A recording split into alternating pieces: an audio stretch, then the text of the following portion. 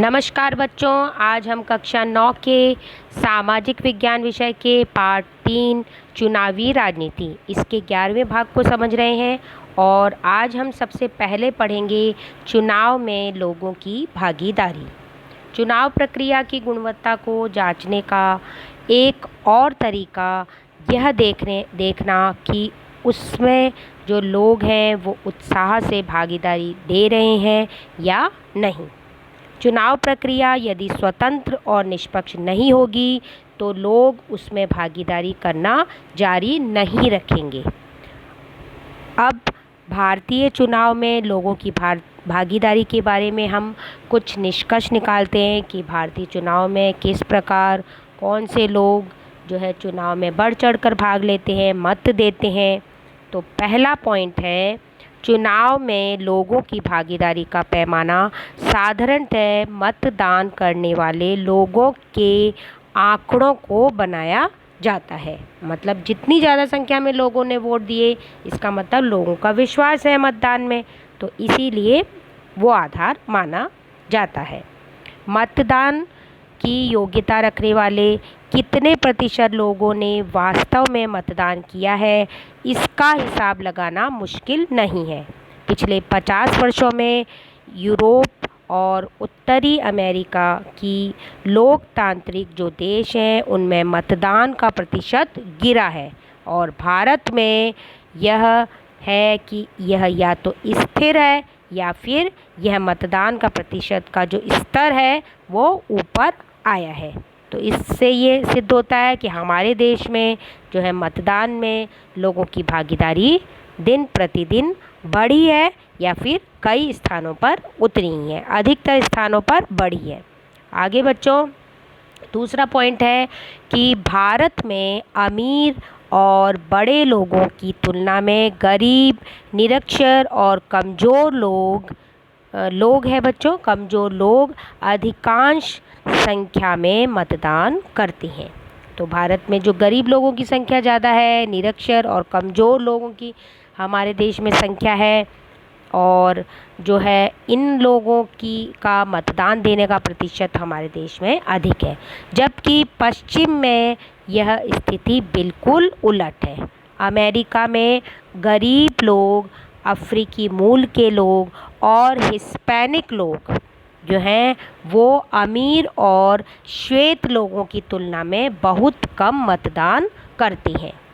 बच्चों आगे चलते हैं। तीसरा पॉइंट, भारत में साधारण लोग चुनावों को बहुत महत्व देते हैं।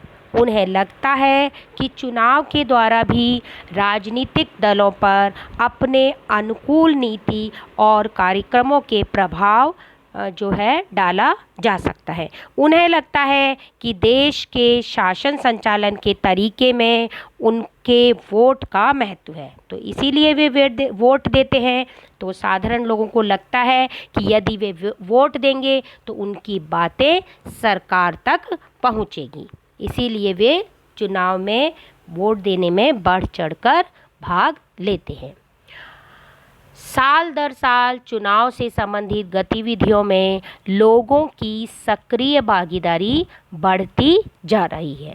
2004 के चुनाव में 1/3 से अधिक मतदाताओं ने चुनाव अभियान वाली गतिविधियों में किसी न किसी प्रकार की भागीदारी की थी। आधे से ज़्यादा लोगों ने स्वयं को किसी न किसी दल के नज़दीक बताया। प्रत्येक जो 7 मतदाता थे उनकी अगर गणना की गई तो उनमें से एक व्यक्ति किसी न किसी राजनीतिक दल का सदस्य था, है ना। हमारे यहाँ ऐसा होता है कि हर व्यक्ति जो है, हम देखते हैं गली मोहल्ले में, हमारे परिवार में कहीं ना कहीं कोई व्यक्ति यही कहता है कि हम उस पार्टी से संबंधित हैं, हम इस पार्टी से संबंधित हैं, उस पार्टी के सदस्य हैं। तो सभी लोग जो हैं वो किसी न किसी दल से अपने आप को संबंधित बताते हैं। तो इस प्रकार लोगों की हमारे देश में सक्रिय भागीदारी है। अब हम जानते हैं कि चुनाव के नतीजों को स्वीकार करना। हमारे देश में क्या है कि चुनाव के जो नतीजे होते हैं उसको हर कोई स्वीकार कर लेता है। जो हारे हुए लोग हैं वे भी चुनाव के नतीजों को स्वीकार कर लेते हैं। उसी के बारे में हम आज पढ़ रहे हैं।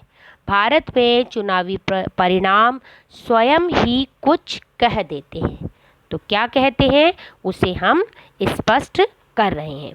भारत में सत्ताधारी दल राष्ट्रीय और प्रांतीय स्तर पर प्रायः चुनाव पर हारते हैं, बल्कि प्रत्येक 15 वर्षों में भारत में जितने चुनाव हुए हैं उनमें से प्रत्येक 3 में से 2 में सत्तासीन पार्टियां जो हैं वो हारी ही हैं।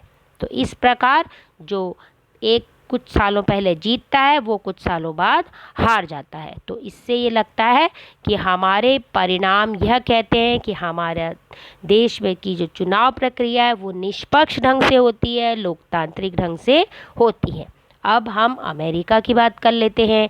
अमेरिका में मौजूदा चुनाव हुआ प्रतिनिधि शायद ही कभी चुनाव हारता है। तो जब वो राजनीति से संन्यास लेता है तभी वो हारता है ना। तभी यूँ समझो कि वह संन्यास ले लिया, हारता तो है ही नहीं। खैर, जब उसने संन्यास ले लिए तभी उसका राजनीतिक जीवन समाप्त होता है ना। और यहाँ क्या है कि अमेरिका में एक बार वो चुनाव में जीत गया तो वो फिर चुनाव में ही जीतता ही रहता है। भारत में निवर्तमान सांसदों और विधायकों में से आधे चुनाव हार जाते हैं। तो हमारे देश में क्या होता है, जब चुनाव होते हैं तो जो सांसद और विधायक आज हैं, अगर चुनाव होंगे तो उसमें से आधे से ज़्यादा जो हैं वो लगभग आधे उसमें हार जाएंगे। कई बार यह प्रतिशत रहा है कि आधे से ज़्यादा हार भी गए हैं। अब तीसरा पॉइंट देखते हैं कि वोट खरीदने में सक्षम पैसे वाले उम्मीदवार हों या अपराधी पृष्ठभूमि वाले उम्मीदवार, उनका भी चुनाव में हारना साधारण बात है। अनेक बार ऐसी घटनाएं घटी हैं कि बहुत पैसे वाले लोग, है ना, उद्योगपति, वे भी हारे हैं चुनाव में। और जिनका दबदबा था, है ना, दबंग किस्म के थे और अपराधी प्रवृत्ति के थे, उन्होंने भी डंडे की जोर पर मतदान हासिल नहीं किया और वे भी हार गए। तो कुछ एक अपवादों को छोड़कर तो यदि हम देखें तो प्रायः हारी हुई पार्टी भी चुनाव के परिणामों को जनादेश मानकर स्वीकार कर लेती है। जो हार जाती है पार्टी, जो हार जाता है उम्मीदवार, वह भी अपने जो परिणाम है उसको स्वीकार करती है कि जनता ने यही आदेश किया है कि उन्हें अभी सरकार नहीं बनानी है। तो इसीलिए हमारे देश के चुनाव के जो नतीजे हैं, वो जो परिणाम है, वो बहुत कुछ कह जाते हैं। तो इससे यह सिद्ध होता है, क्या कहते हैं वो, इन सभी पॉइंट से यह सिद्ध होता है कि हमारे देश के जो चुनाव के जो नतीजे हैं वो यह कहते हैं कि भारत में चुनाव निष्पक्ष और स्वतंत्र ढंग से आयोजित होता है और भारतीय चुनाव लोकतांत्रिक ढंग से आयोजित होता है। आगे बच्चों देख लेते हैं होमवर्क। और आज का होमवर्क है कि भारत के चुनावी परिणाम स्वयं ही कुछ कह देते हैं। जैसा कि अभी अभी हमने पढ़ा, स्पष्ट कीजिए। तो यह आपको स्पष्ट करना है कि हमारे देश के चुनावी परिणाम क्या कहते हैं। वो जो पॉइंट बताए आपको चारों, वो लिखने हैं, अपने शब्दों में लिखने हैं और इस प्रकार इस प्रश्न का उत्तर स्पष्ट करना है। और आज पढ़ाए गए पाठ में से जो आगे से पहले जो भाग पढ़ाया उसमें से 4 एक्स्ट्रा क्वेश्चन आपको बनाने हैं। तो आज का भाग बच्चों ख़त्म हुआ। अगले भाग में फिर मिलेंगे। धन्यवाद।